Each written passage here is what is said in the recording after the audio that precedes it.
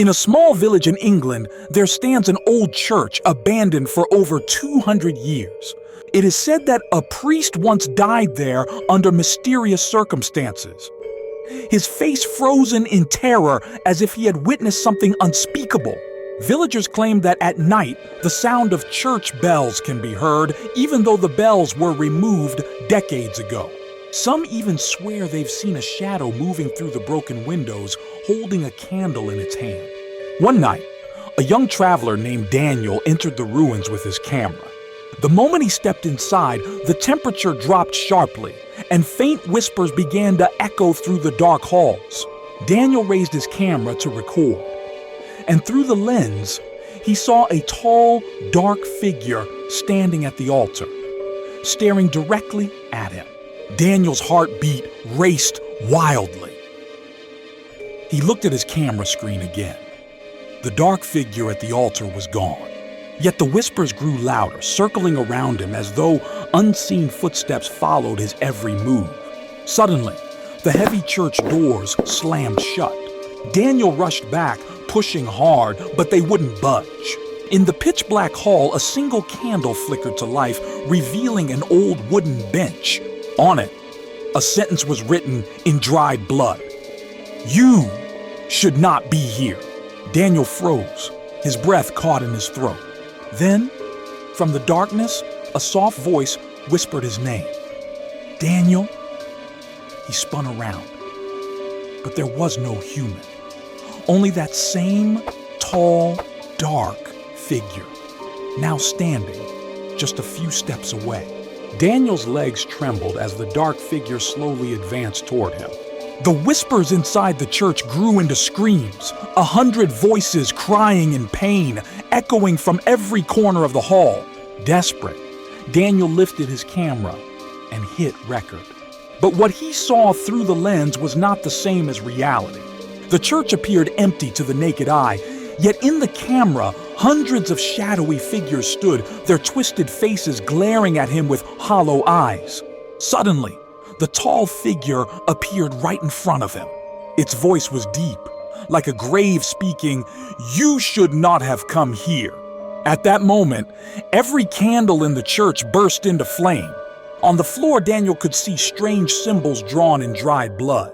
He stumbled back, trying to escape, but the ground itself seemed to clutch at his feet. The walls shook violently, and then his camera slipped from his hands and went dark. When the shaking of the church stopped, an eerie silence filled the air. Daniel gasped for breath and tried to pick up his camera, but it remained lifeless. Only the trembling light of the candles flickered in the darkness. Suddenly, one of the old benches dragged itself to the center of the hall as though an unseen force was pulling it. The sound of rusty church bells rang out, though no bells had existed there for centuries. On the walls hung ancient paintings. One of them, a portrait of a priest, suddenly blinked its eyes. Daniel stumbled back in shock, and just then, he felt a cold hand resting on his shoulder. He spun around in terror, but no one was there. Instead, a faint voice whispered in his ear, "Now, you will stay with us forever." A chill ran through Daniel's body. The air grew heavy, suffocating, as if the very walls of the church were closing in on him. Daniel's legs trembled as the pressure in the air grew heavier, pressing against his chest as though unseen hands were crushing him. He pulled out his flashlight, but the beam didn't reach the walls. The darkness seemed alive, swallowing the light whole. On a wooden altar rested an ancient book.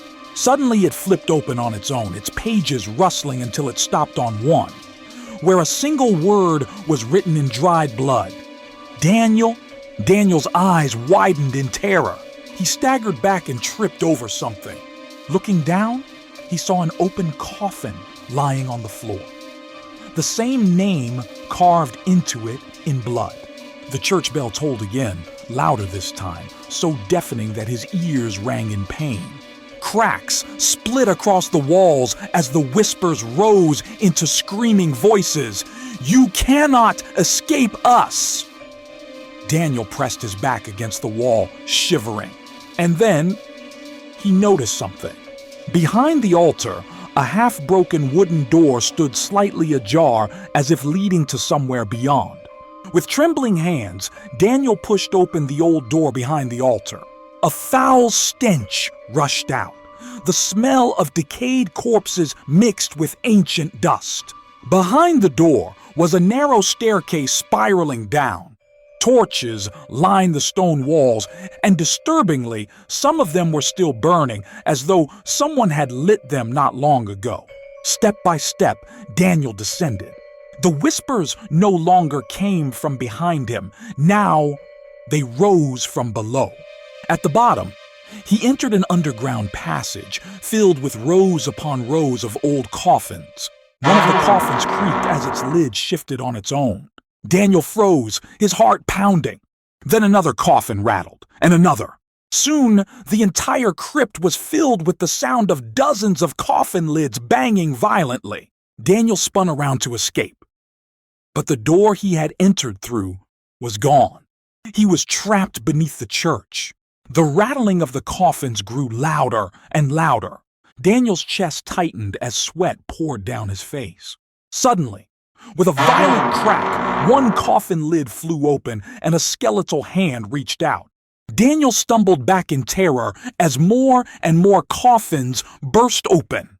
From within emerged shadowy figures, tall, shapeless forms of black mist, their faces hidden, their eyes glowing like burning coals.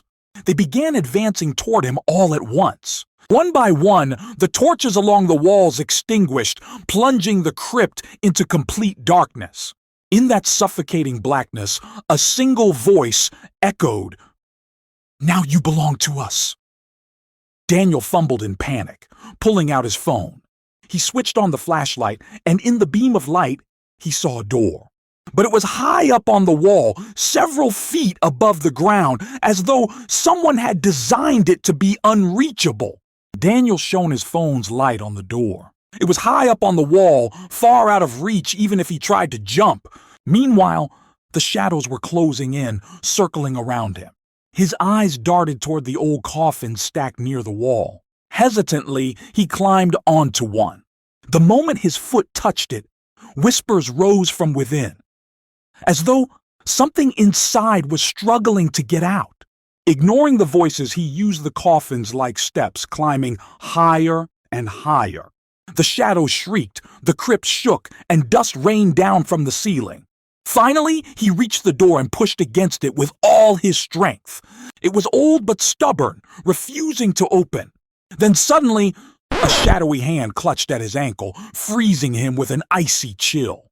Desperate, Daniel shoved the door again, and slowly, it began to creak open, revealing another hidden chamber beneath the church. The door creaked open into a hidden chamber beneath the church.